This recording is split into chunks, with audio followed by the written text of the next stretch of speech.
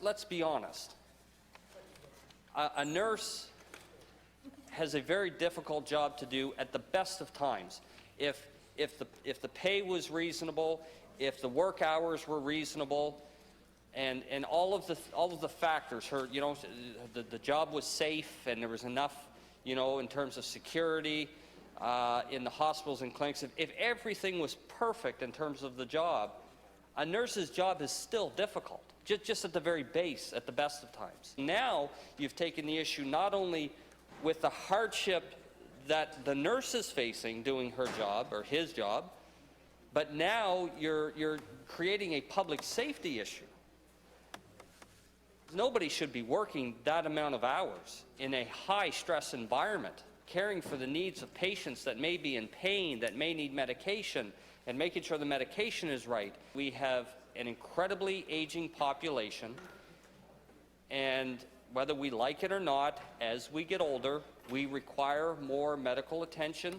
An older population, requires more hospitalization, and the need for more resources, human resources, when they're in hospital. So that's what makes New Brunswick unique, is that it's not just about a problem everybody else is facing.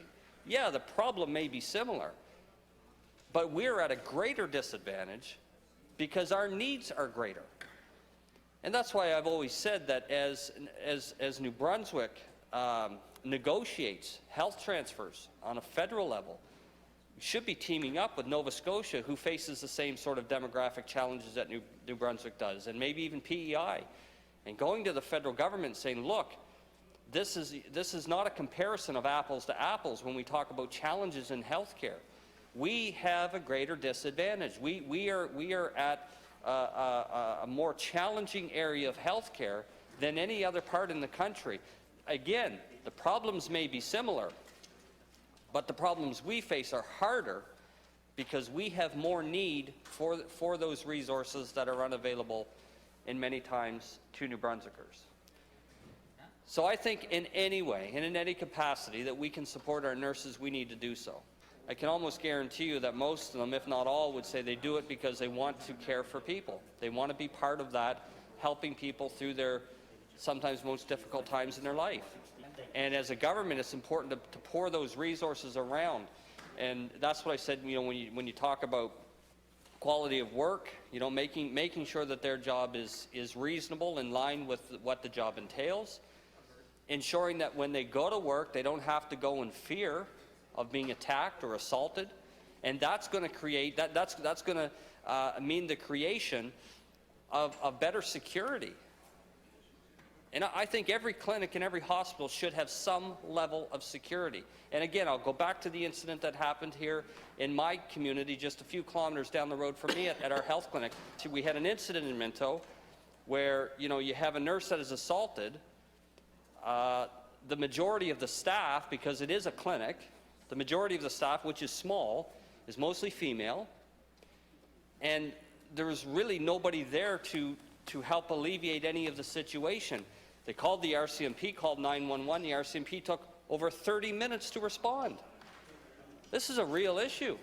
So you imagine those ladies that have to go in and do their job every day and wonder when's the next one going to happen and who's going to have our back when it does happen. And that's why I believe it is important that we provide some level of security in these clinics, as we see in the bigger hospitals. So, we've as a party, we've put out motions in the past around nursing, support for nursing.